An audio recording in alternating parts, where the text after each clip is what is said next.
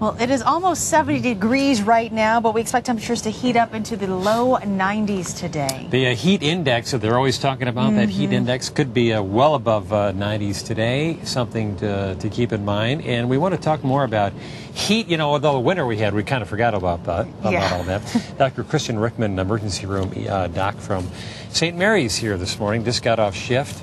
So we'll make this quick so you can get home and grab a nap. What are some of the signs of heat exhaustion? Some of the things you really want to look out for are actually some of the things that really are kind of common sense type things. Kind of this feeling hot, feeling sweaty, the point of exhaustion and fatigue, where you're just not feeling quite right. And then the big things to look out for, where you move from heat exhaustion to some of the more serious things like heat stroke, where the classic sign of that is an altered mental status, where people around you are noticing that you're just not acting right. And that's really the biggest thing that we in the emergency department get concerned about. So people should really be watching out for elderly neighbors, younger kids, and animals too. People forget about that. Sure. It's the things that you really want to look out for, the people who can't really regulate how hot they get on their own. People on certain medications, like you mentioned, the elderly, who may not be in an air-conditioned building, who may not be able to move from a place that's too warm to a more regulated environment. And like you mentioned, also children who obviously are dependent on others to help take care of them. What's the best thing to drink?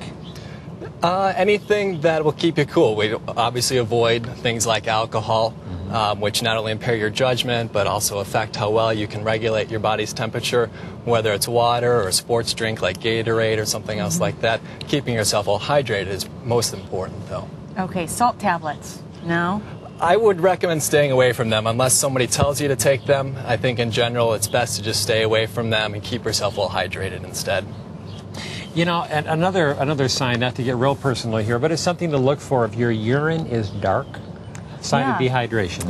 It absolutely can be, and drink until you don't feel like you have to drink anymore. It's tough to overhydrate yourself. It certainly can happen, but unless you're having problems with your kidneys, you'll get rid of that excess fluid, not to worry. So the key is to drink a lot of water, and if you can stay in a shaded, cool area, do so. Absolutely. If you don't have a reason to be outside in the 91-degree heat that's being predicted for today, there's no need to. Stay in the air condition and avoid those problems with heat stroke like we were talking about before. Okay, good. Good advice, Doctor. Thank you very much. Thank you very much. Thanks for having me. All right. All right. Back with a look at traffic in just a second. Here are some signs, too, you want to keep in mind.